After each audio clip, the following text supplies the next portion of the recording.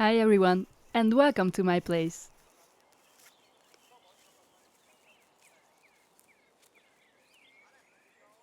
I started the process of buying this piece of land early in January this year, and at that time I expected that all of the paperwork would be completed within March. Well, it turns out I was a bit naive about that. It took the authorities until the end of May to register me as the new owner. But it's finally finished! I cannot tell you how excited and happy I feel about this. There is a lot of work to be done. First of all, with the help of some local folks, we have cut down the weed that had been growing here for years.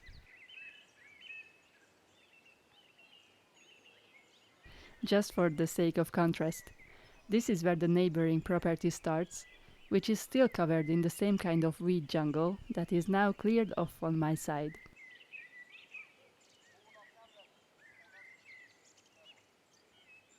We have found mountains of trash hiding in the weed, and more pieces of junk keep turning up still.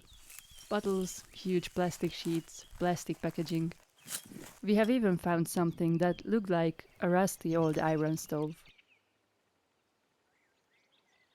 Anyway, with the land cleared enough, I have finally been able to start the preparation for actually building the tiny studio.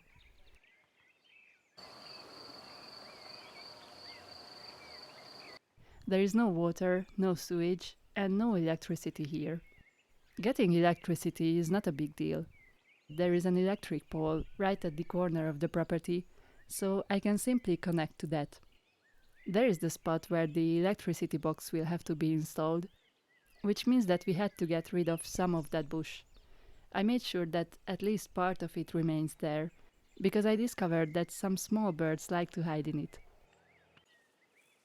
Even while waiting for the electricity, we can already go ahead and start building the studio at this stage.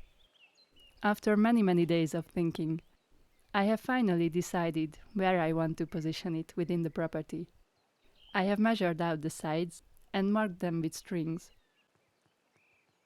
The local building regulation states that you don't need any kind of permit to build something that is under 20 square meters, so I made sure that my tiny studio does not exceed that. The size of it will be 5.5 meters by 3.6 meters.